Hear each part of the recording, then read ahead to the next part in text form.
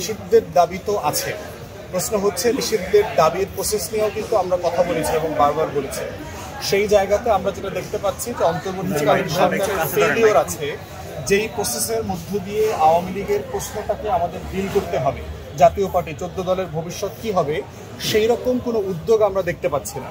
আওয়ামী লীগকে ডিল করবার জন্য আমরা বলেছি যে নির্বাহী আদেশের মাধ্যমে এটা করাটা ঠিক হবে না, বরং একটা গণতদন্ত কমিশন করতে হবে, যেই কমিশন রাষ্ট্রের সকল নাগরিক, অংশীজন, রাজনৈতিক দল, ছাত্র সমাজ, পেশাজীবী, শহীদ পরিবার, আহত পরিবার সবার মতামত নেবে, মতামতের উপরে ভিত্তি করে তারপরে তারা সিদ্ধান্ত নিতে পারবে যে আওয়ামী লীগের ভবিষ্যৎ কী হওয়া উচিত। এবং যদি মনে হয় যে না অনেকগুলো মতামত এসছে, সেক্ষেত্রে গণভোটে পর্যন্ত দেওয়া যেতে পারে যে আওয়ামী লীগের প্রশ্নে আমাদের কাছে 4টা, 5টা, 6টা মতামত আসছে, দেশবাসী কোন মতটাকে বেছে নিতে চায় গণভোটের মাধ্যমে সিদ্ধান্ত নেবার সুযোগ আছে। আমরা বোধ করছি না যে ইউনূস সরকারের আন্তরিকতাতে অভাব আছে, আমার কাছে মনে হয়েছে অগ্রাধিকারে অভাব আছে। কোনটা আসলে প্রায়োরিটি সেই জায়গাতে ইউনূস সরকারকে আমরা বোধ করছি যে গণ অভ্যুত্থানের পরাজিত শক্তির ব্যাপারে আসলে এই যে কাউন্সিলররা, তাদের বিরুদ্ধে অনেক অভিযোগ রয়েছে, সবাইকে কি একসাথে পুনর্বহাল করা সম্ভব কিনা এই সরকারের? দেখেন, আমরা যেটা বলেছি যে গত নির্বাচনে এই কাউন্সিলররা কিন্তু আপনার কোনো দলীয় প্রতীকে নির্বাচন করেন নাই, ওনারা স্বতন্ত্র নির্বাচন করেছেন সবাই, প্রথম। দ্বিতীয় কথা হচ্ছে যে আমরা সবাইকে পুনর্বহালের দাবি করি নাই। আমরা বলেছি যে এই 5600-5700 কাউন্সিলরের মধ্যে যারা যারা ফ্যাসিবাদ বিরোধী আন্দোলনে সক্রিয় ছিল, ধরেন বিএনপি রাজনীতি করেছে, জামাতের রাজনীতি করেছে, স্বতন্ত্র নির্বাচন করেছে, তাদেরকে যাচাই বাছাই সাপেক্ষে পুনর্বহাল অথবা প্রশাসক হিসাবে দায়িত্ব দেওয়া যেতে পারে। এবং তাদেরকে যাচাই বাছাই কীভাবে হবে দেখতে হবে 16 বছর ধরে সে আওয়ামী লীগের রাজনীতির সাথে কোনোভাবে সম্পৃক্ত ছিল কিনা, মানে ডাইরেক্টলি ইনডাইরেক্টলি। দ্বিতীয়ত হচ্ছে তার মামলা মোকদ্দমা আছে কিনা, সে জেল খেটেছে কিনা।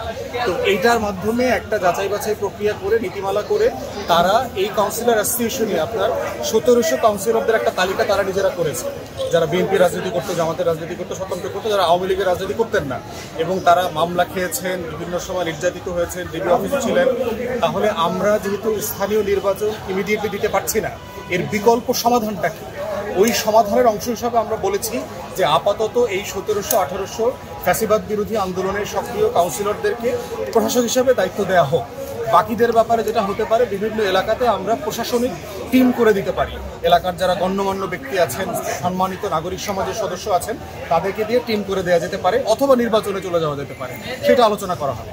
তো সেটার মূল কথা হচ্ছে যেটাই করবে সরকার নীতিমালার উপর ভিত্তি করে করতে হবে। একটা উপকমিটি থাকবে, তারা যাচাই বাছাই করবে, গোয়েন্দা সংস্থার মাধ্যমে খোঁজখবর নেবে। এটার মাধ্যমে আওয়ামী লীগকে পুনর্বাসন করার কোনো চেষ্টা করা হচ্ছে না। মূল কথা হচ্ছে সেবা। কারণ হচ্ছে আমার প্রান্তিক জনগোষ্ঠী প্রত্যেক দিন সেবা থেকে বঞ্চিত হচ্ছে। দেখেন, প্রত্যেকটা স্থানীয় প্রশাসনকে বাতিল করা হয়েছে, ইউনিয়ন পরিষদ করা হয়নি। অথচ ইউনিয়ন পরিষদে কিন্তু দলীয় প্রতীকে নির্বাচন হয়েছে। অধিকাংশ চেয়ারম্যান মেম্বাররা হচ্ছে নৌকা প্রতীকে নির্বাচিত। তাহলে আপনি স্বতন্ত্র নির্বাচিতদেরকে আপনি বাতিল করে দিলেন, কিন্তু নৌকার প্রতীকে যারা নির্বাচিত হয়েছে হাজার হাজার ইউনিয়ন পরিষদের চেয়ারম্যান মেম্বারকে কিন্তু আপনি দায়িত্বে বহাল রেখেছেন। এরা যেটা হয়েছে আগস্টের পরে এরা আবার সবাই পলাতক। তাহলে হচ্ছে সরকার যেই কারণে নির্বাচন বাতিল করলো, ঠিক তার উল্টা ঘটনাগুলো ঘটেছে। সেই বাস্তবতায় আমরা বোধ করছি এর কোনো বিকল্প, কোনো আইডিয়া সরকারের পক্ষ থেকে অথবা সিভিল সোসাইটির পক্ষ থেকে এখনো আসে নাই। তো আমরা বোধ করছি এটাই কি আপাতত সামনে রেখে কাজ করে এগিয়ে যাওয়া দরকার। ফুয়াদ ভাই, স্পেসিফিক একটা প্রশ্ন, সেটা হচ্ছে বর্তমানে গত 8 মাসে প্রায় 2 ডজন রাজনৈতিক দলের আত্মপ্রকাশ হয়েছে, এটাকে কিভাবে দেখছেন এবং এই রাজনৈতিক দলগুলো আগামী নির্বাচনে কোনো প্রভাব ফেলতে পারে কিনা? দেখেন, রাজনৈতিক দল করার তো একটা সাংবিধানিক অধিকার রাষ্ট্রের যে কারো আছে। বাংলাদেশে যে কোনো ব্যক্তি দল যদি দল করতে চায়, নতুন করে প্রতিষ্ঠান করতে চায়, তার করবার একটা সাংবিধানিক অধিকার আছে। প্রশ্ন হচ্ছে যে নির্বাচন কমিশন যখন নিবন্ধন দেবে, তখন তাদেরকে যাচাই বাছাই করে দেখতে হবে যে তার আসলে দল আকারে যে বৈশিষ্ট্যগুলো থাকার কথা সেগুলো আছে কিনা। একটা রাজনৈতিক দলের ব্যাপারে দেখলাম যে তার শ্বশুর বাড়িতে গাড়ির স্টোরেজে কার পার্কে ঠিকানা দিয়েছে, তার গাড়িটা যেখানে রাখা থাকে তার শ্বশুর বাড়িতে। এখন শ্বশুর বাড়ির কার পার্ক দিয়ে তো রাজনৈতিক দল হবে না। আবার দ্বিতীয়ত হচ্ছে এই যাচাই বাছাইয়ের পরেও নিবন্ধিত দল যারা আছেন তাদের কি আসলে রাজনৈতিক দল হিসেবে থাকার সুযোগ আছে কিনা। প্রায় 54টা রাজনৈতিক দল এখন নিবন্ধিত আছে, যাদের মধ্যে দেখবেন 7-8টার বাইরে আপনার দেখবেন অলমোস্ট কারো কোনো রাজনৈতিক কর্মসূচি কর্মকাণ্ড নাই। অতএব সেটাও অ্যানুয়াল রিটার্ন দাখিল করা তারপরে রিপোর্ট নেওয়া, এটার মাধ্যমে ইলেকশন কমিশনকে দায়িত্ব নিয়ে এইটা নিবন্ধনগুলো বাতিল করে দিতে হবে। কারণ অধিকার থাকবে, কিন্তু অধিকারের যেন আবার ইচ্ছামতো অ্যাবিউজ না করা হয়, অপব্যবহার না করা হয়, সেটাও মাথায় রাখতে হবে। আচ্ছা, এই রাজনৈতিক দলগুলোর মাধ্যমে আওয়ামী লীগ পুনর্বাসিত হওয়ার সম্ভাবনা দেখছেন কিনা? শেষ একটা বিষয় হচ্ছে যে আপনি দেখেন শুধু আওয়ামী লীগ ছোট দল দিয়ে পুনর্বাসন হওয়া সম্ভব না। পুনর্বাসন করতে চাইলে হচ্ছে বড় রাজনৈতিক দলের মাধ্যমে হইতে হবে। কারণ ছোট দল দিয়ে পুনর্বাসন পৃথিবীতে কখনো হয় নাই, এর আগে হয় নাই, 75 পরেও হয় নাই, বর্তমানে তাই হবে না। এই জন্য আমরা বোধ করছি পুনর্বাসনের ব্যাপারে আমাদেরকে সতর্ক থাকতে হবে। বড় দলগুলো বিদেশি শক্তির প্ররোচনায় ক্ষমতায় যাওয়ার জন্য যদি উদ্গ্রীব হয়ে গিয়ে কোনোভাবে এই দলগুলোকে স্পেস করে দেয়, সেটা হতে পারে, কিন্তু নতুন রাজনৈতিক দলগুলো দিয়ে এটা হওয়ার কোনো সম্ভাবনা দেখতে পাচ্ছি না। কারণ প্রার্থী যিনি হবেন, যাদের নামে দলের ঘোষণা দেওয়া হবে, কমিটি করবে, এর প্রত্যেকটা কমিটিতে আপনার গোয়েন্দা সংস্থার রিপোর্ট আসবে, তারা যাচাই বাছাই করবে, স্থানীয়ভাবে ভিজিট করবে, ইলেকশন কমিশনের লোকজন এলাকাতে গিয়ে খোঁজখবর নেবে। এই প্রসেসের ভিতরে এগুলো আসলে বের হয়ে যাবে। এরপরে গণমাধ্যম আছে, সাংবাদিকরা আছেন, আপনারা আছেন, আপনারাও বের করে ফেলতে পারবেন যে কোনো পার্টিকুলার দলের মধ্যে আওয়ামী লীগের আগের নেতাকর্মীরা এখানে পুনর্বাসিত হচ্ছে কিনা, সেটা তখন বের হয়ে যাবে।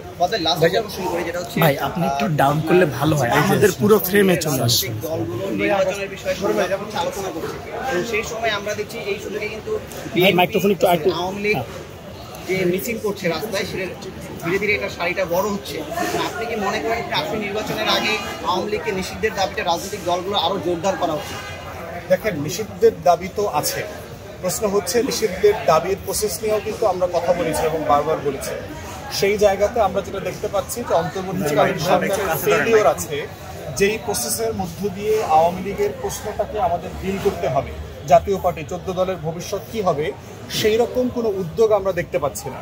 আওয়ামী লীগকে ডিল করবার জন্য আমরা বলেছি যে নির্বাহী আদেশের মাধ্যমে এটা করাটা ঠিক হবে না, বরং একটা গণতদন্ত কমিশন করতে হবে, যেই কমিশন রাষ্ট্রের সকল নাগরিক, অংশীজন, রাজনৈতিক দল, ছাত্র সমাজ, পেশাজীবী, শহীদ পরিবার, আহত পরিবার সবার মতামত নেবে। মতামতের উপরে ভিত্তি করে তারপরে তারা সিদ্ধান্ত নিতে পারবে যে আওয়ামী লীগের ভবিষ্যৎ কী হওয়া উচিত।